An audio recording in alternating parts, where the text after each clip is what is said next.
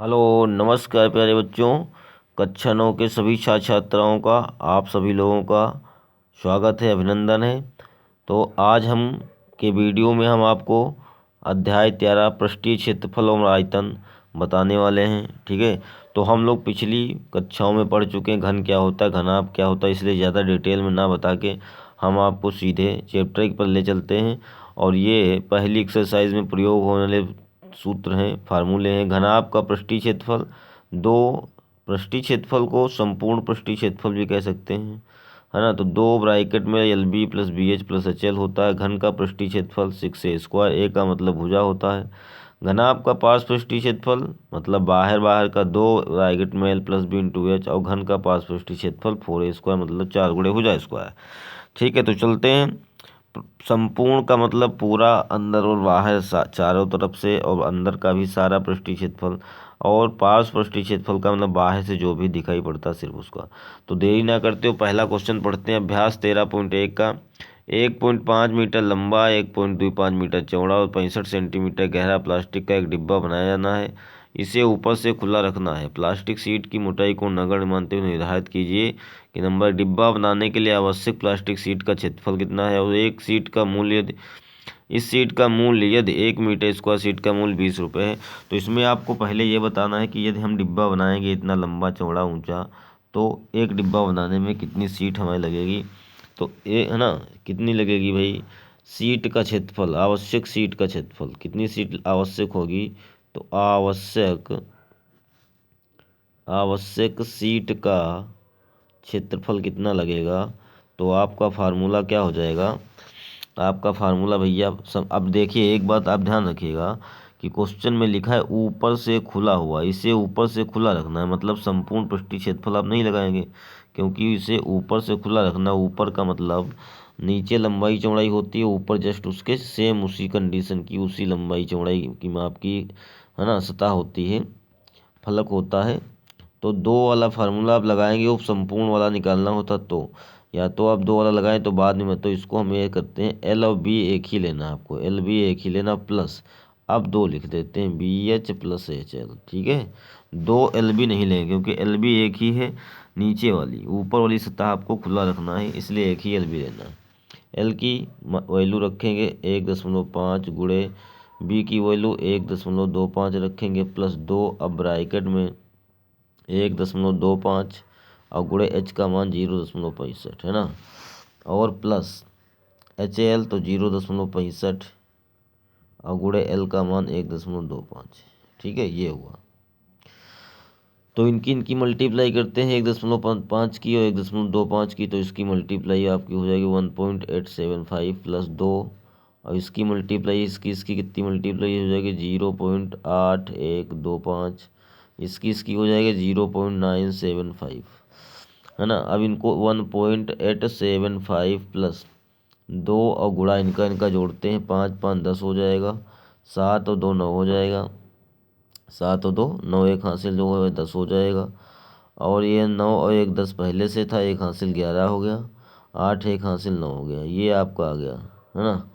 इतना आपका नहीं नहीं गलत हो गया। एक मिनट ऊपर नीचे रख के करते, उसमें 3 डिजिट ही हैं। ये 0.8125 है और ये 0.975 है। ये 5 रहेगा, ये 5 2 7 7 1 8, ये होगा 9 8 17। ये आपका आ जाएगा 1.7 ये आपका हो गया भैया। ठीक है, वो गलत हो गया, इतना आ गया। अब इसको 2 से मल्टीप्लाई करेंगे तो ये कितना हुआ 1.875 प्लस 2 से गुणा, 2 पंचे 10, 230 14 1 15, 2 8 16 और 1 17, और 230 14 1 15, 2 1 कम 2 1 3 4, ये आपका होगा। इसको ऐड करेंगे तो 0 0 ही रहेगा, 5 5 10 हो जाएंगे, 7 7 14 1 15 हो जाएगा, 8 5 13 1 14 हो जाएगा, है ना।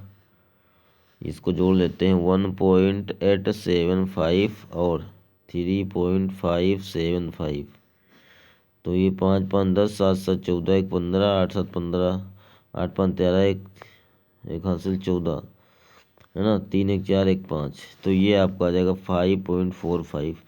जीरो हटा सकते हैं आप, 4.45 मीटर स्क्वायर, इतनी सीट की आवश्यकता होगी। ठीक है, इतनी सीट की आवश्यकता होगी। ये आपका पहला नंबर कंप्लीट हो गया। इसी के सेकंड नंबर लिखेंगे, चूंकि 1 मीटर स्क्वायर सीट का मूल्य 1 मीटर स्क्वायर सीट का मूल्य बराबर 20 रुपये, इसलिए 5.45 मीटर स्क्वायर सीट का मूल्य जो है 20 गुणे 5.45, तो गुणा करेंगे, जीरो आ जाएगा, 2 पंचे 10, 2 चक्कू 8, 1 9 और 2 पंचे 10, तो 2 2 जब ये आ गया 109 रुपये।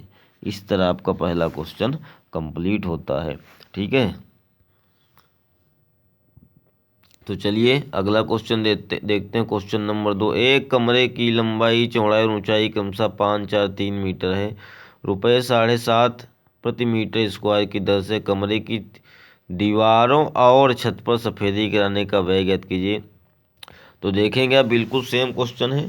क्वेश्चन नंबर सेकंड, इसमें क्या दिया है, L = 5 मीटर है, B = 4 मीटर है और H = 3 मीटर है। ठीक है भैया, और इसमें कमरे की चारों दीवारों पर सफेदी करानी है और ऊपर छत पर भी करानी है। ठीक है, कहाँ करानी है, कमरे की चारों दीवारों और छत पे। तो जैसे पिछला था, ऊपर से डिब्बा खुला था, इसमें ऊपर बंद है, मतलब ऊपर छत पे बंद नहीं, मतलब छत पे हमें करानी है, तो नीचे फर्श होती, फर्श पे सफेदी नहीं कराई जाती, नहीं करानी है। तो बिल्कुल सेम वही वाला फार्मूला लगाएंगे जो पहले वाले में पहले नंबर में लगाया था। तो कमरे की चारों दीवारों और छत का क्षेत्रफल कितना हो जाएगा, क्षेत्रफल, तो LB फिर बाहर रहेगा, प्लस 2 ब्रैकेट में BH प्लस H। इस बार पॉइंट नहीं है, इसलिए दिक्कत नहीं होगी। 5, L की वैल्यू 5, B की वैल्यू 4 प्लस 2, B की वैल्यू 4, H की वैल्यू 3 प्लस H की वैल्यू 3, L की वैल्यू 5। तो ये हो जाएगा 5 चक्कू 20 प्लस, है ना, 2 4 3 12 प्लस 3 5 15। तो ये हो जाएगा 20 प्लस 2 गुणे 15, 12 हो गया 27। और ये आपका हो जाएगा 20 प्लस 27 दूना 54, 54 और 10 20 हो जाएगा 74। कितना हो जाएगा, 74 मीटर स्क्वायर। कितना हुआ भैया, 74 मीटर स्क्वायर क्षेत्रफल आ जाएगा। अब कह रहा है 7.5 रुपये मीटर स्क्वायर की दर से खर्च हुआ। लिखेंगे, चूंकि 1 मीटर स्क्वायर सफेदी कराने का खर्च कितने रुपए है, 7.50 रुपये। ठीक है, इसलिए कुल खर्चा कितना होगा, कुल खर्च जो है 7.5 की मल्टीप्लाई होगी 74 से। ठीक है भैया, मल्टीप्लाई करते हैं, 75 74 की 4 पंचे 20, 2 बचा 4 28 2 30, 7 पच्चे 35, 3 में 4 7 7 49, 3 52, है ना, 0 5 3 2 5 5। तो ये 55 है, 0 और एक ये 0 लगा सकते हो, और 2 दर्जे व दशमलव है, दोनों हट गए। तो ये आपका आंसर आ जाएगा 555 रुपये। कितना जाएगा, 555 रुपया आंसर आपका आता है। हाँ, तो बच्चों क्वेश्चन नंबर 3 देखेंगे, किसी आयताकार हॉल के फर्श का परिमाप 250 मीटर है, यदि 10 रुपये प्रति मीटर स्क्वायर की दर से चारों दीवारों पर पेंट कराने की लागत 1500 रुपये है, 15,000 रुपये है, तो हॉल की ऊंचाई ज्ञात कीजिए। तो देखिए, बहुत सिंपल सा क्वेश्चन, साधारण है। फर्श का परिमाप, क्वेश्चन नंबर ये आपका 3 है भाई। फर्श का परिमाप दिया हुआ 250 मीटर है, 1 मीटर स्क्वायर पेंट कराने का खर्च 10 रुपये, कुल खर्चा 15,000। अभी क्वेश्चन नंबर 2 हमने लगाया, तो उसमें जब कुल खर्चा हमको निकालना था, तो पहले हमने क्षेत्रफल निकाला था, फिर क्षेत्रफल को 1 मीटर स्क्वायर का जो भी रेट था, मूल्य था, उससे गुणा किया तो कुल रुपये आए थे। अब यहाँ आपको उल्टी कंडीशन है, कुल रुपये दिए हुए हैं और 1 मीटर स्क्वायर का दिया, क्षेत्रफल नहीं मालूम है।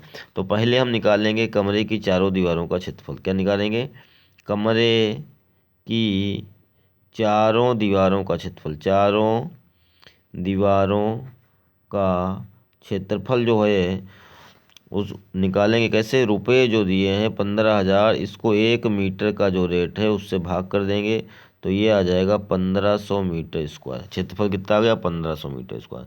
अब ये कमरे की चारों दीवारों का क्षेत्रफल है। और कमरे की चारों दीवारों का क्षेत्रफल होता क्या है, 2 ब्रैकेट में L प्लस B और इंटू H बराबर 1500, है ना। और जो ये लिखा है फर्श का परिमाप, तो फर्श चूंकि आयत की कमरे की फर्श आयताकार है ना, तो इसलिए लिखा ना आयताकार हाल है। तो आयत का परिमाप क्या होता है, 2 ब्रैकेट में लंबाई प्लस चौड़ाई, मतलब ये परिमाप ही लिखा हुआ है। और परिमाप आपका क्वेश्चन में लिखा है 250, तो इसकी जगह पे आपका 250 रखेंगे इंटू एच बराबर 1500। तो एच इज इक्वल टू आ जाएगी 1500 बटे 250, है ना। इसको आप 0 0 काटेंगे, 25 छक्का 150, एच बराबर 6 मीटर, मतलब जो है हाल की ऊंचाई 6 मीटर आपकी आ जाएगी। ठीक है, हाल की ऊंचाई 6 मीटर हो जाएगी।